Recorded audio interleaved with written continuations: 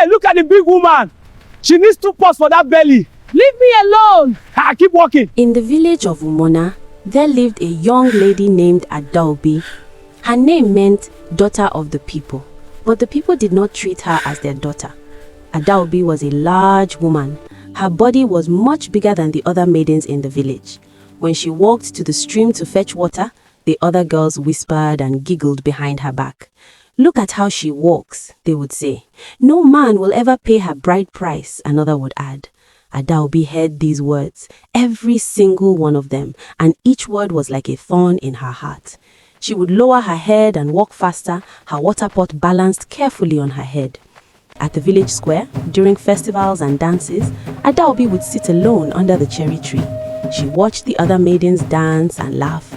She watched young men come to speak with them, bringing kola nuts and shy smiles. But no young man ever came to Adaobi. When she tried to join the dancing, the other girls would move away, leaving her standing alone in the circle. The laughter that followed made her feel smaller than she already felt inside. Adaobi's father, Okonkwo, was a proud man. He had been a great wrestler in his youth. His compound was large, his barns were full of yams, but he had only one child, Adaobi. And as the years passed, his pride turned to shame. Why has no man come for my daughter? He would shout at night, after drinking too much palm wine. What have I done to the gods? Adaobi's mother had died when Adaobi was just 7 years old. She remembered her mother's gentle hands, her soft voice, and the way she sang while cooking. Now, Adaobi had no one to defend her, no one to tell her she was beautiful, no one to wipe her tears. One day, the village women gathered at the stream. Nkonko's daughter is past marriage age, one said. She will become a burden to him forever, another added. Perhaps it is a curse, the oldest woman whispered. Perhaps her mother's spirit is not resting well. These words reached Nkonko's ears, and they burned in his chest like fire. One market day, a young man appeared in Umunna. He wore torn clothes. His wrapper was dirty and old. He had no shoes on his feet. His hair was rough and uncombed. He walked through the village and people stared. Who is this beggar? They asked. The young man went straight to Nkonko's compound. He knocked on the wooden gate. I have come to ask for your daughter's hand in marriage, he said. Nkonko looked at the stranger. He looked at his torn clothes and dirty feet. Then he looked toward his compound where Adaobi was sweeping the courtyard. A bitter laugh escaped his throat. You want to marry my daughter? Nkonko asked. Yes, the young man said simply. Nkonko thought about the shame he carried. He thought about the whispers at the village square. He thought about growing old with an unmarried daughter. Fine, Nkonko said, his voice hard and cold. Take her. You deserve each other. He did not ask the young man's name. He did not ask about his family or his village. He did not ask for bride price. He simply called Adaobi. Pack your things, he told her. You are living with this man. He is now your husband. Adaobi's eyes filled with tears. She looked at the strange young man. She looked at her father's angry face. But father, she began. Go, Nkonko shouted. I am tired of this shame. Just go. Adaobi went inside. Her hands shook as she gathered her few belongings, a wrapper, a comb, the old beads her mother had left her. When she came out, the village had gathered to watch. They laughed as Adaobi walked through the village gate with the strange man. Look, even a beggar has standard lower than we thought, someone shouted. At last, Nkonko is free, another called out. The laughter followed Adaobi like a dark cloud. She walked behind the young man, her head down, tears falling silently. They walked on the narrow road that led away from Umunna. The sun was beginning to set. The sky turned orange and red. Soon, the young man turned off the main road. He headed into the forest. Adaobi's heart began to beat faster. Where are we going? She asked, her voice small. The young man did not answer. He just kept walking. The forest grew darker. The trees pressed close on both sides. Birds stopped singing. Even the insects became quiet. Adaobi's mind raced with fear. He is taking me into the forest to kill me, she thought. He is a bad spirit. I will die here and no one will know. Her breath came faster. Her hands trembled. Please, she whispered, please tell me where we are going. The young man stopped walking. Slowly, he turned around, and as he turned, his body began to change. His torn clothes became white fabric, clean and bright. His rough hair became soft and braided. His face changed. Adaobi gasped. She fell to her knees. Standing before her was her mother. "Mama," Adaobi whispered, hardly believing her eyes. "Yes, my daughter," her mother said, her voice exactly as Adaobi remembered it, warm, gentle, full of love. "But how? You died. I saw them bury you." Her mother smiled. "I died, yes, but death is not the end, my child. Our ancestors watch over us from the spirit world. I have been watching you. I have seen every tear you cried. I have felt every pain in your heart." "Why didn't you come before?" Adaobi asked, tears streaming down her face. "Because your time had not yet come," her mother said. "Everything happens when it is meant to happen. The gods have their own time. Your suffering had a purpose." "What purpose?" Adaobi asked, her voice breaking. "I have been so lonely, Mama, so lonely." Her mother knelt down and held Adaobi's face in her hands. "To teach you strength," she said, "to teach you patience, to prepare you for what is coming. Come now, stand up, we have work to do." Her mother led her deeper into the forest. Soon they came to a river. The water was so clear that Adaobi could see the stones at the bottom. The moon had risen now, and it made the water shine like silver. "Take off your clothes and enter the water," her mother said. Adaobi obeyed. The water was cool and clean. It washed over her skin like a blessing. Her mother gathered special leaves from the riverside, leaves that smelled like rain and earth and something ancient. She crushed them in her hands and mixed them with the river water. Then she began to wash Adaobi. She washed her arms, her legs, her back, her face. She washed her hair and sang a song that had no words, only a melody that felt like coming home. As she washed, Adaobi felt something changing. Her body began to feel lighter. Her skin began to tingle. Her hair felt thicker in her mother's hands. "Close your eyes," her mother said. Adaobi closed her eyes. She felt the water move around her. She felt like she was floating. She felt like she was being remade. "Open your eyes now," her mother said. Adaobi opened her eyes and looked down at herself. She gasped.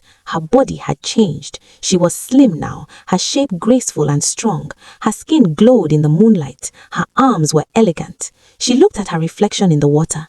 Her face was still her own, her eyes, her nose, her mouth, all the same, but everything about her seemed to shine now. "Mama, what have you done?" she whispered. "I have revealed what was always inside you.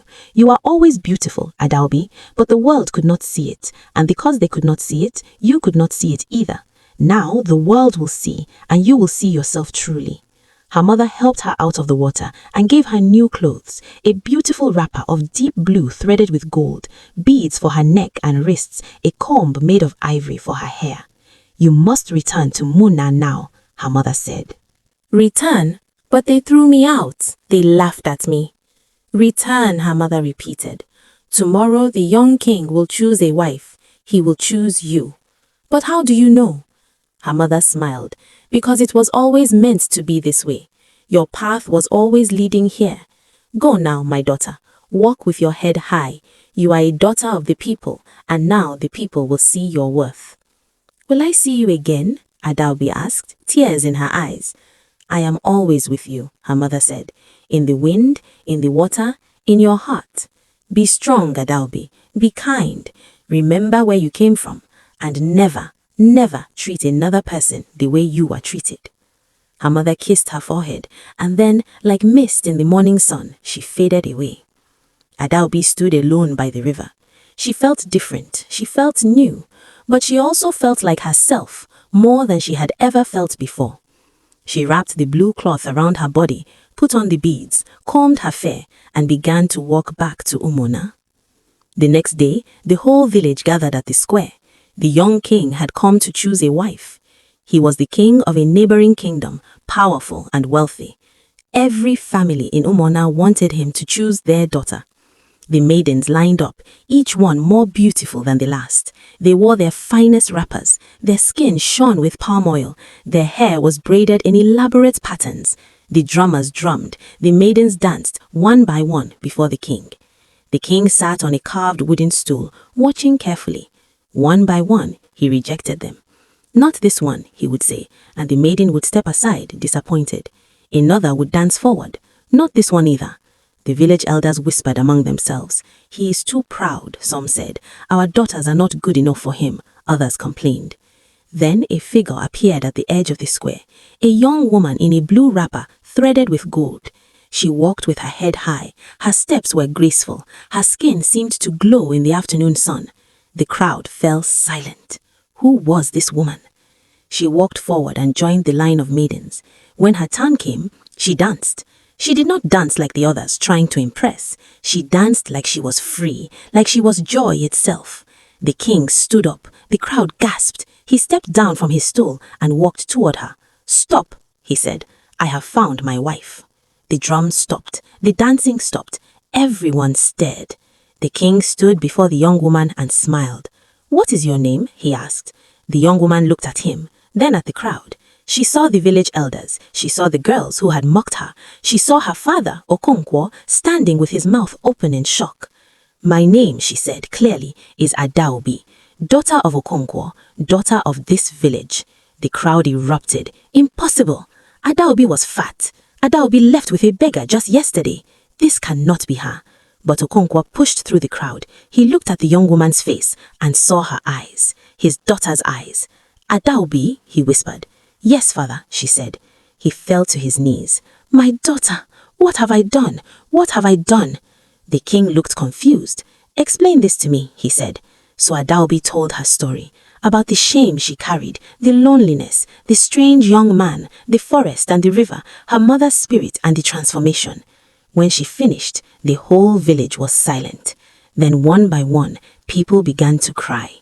The girls who had mocked her cried with shame. The women who whispered about her covered their faces. The young men who ignored her looked at the ground. And Okonkwo wept like a child. "Forgive me," he said. "Forgive me, my daughter. I was cruel to you. I was ashamed when I should have been proud. You are my only child, and I threw you away like trash." Adaobi looked at her father. She felt anger.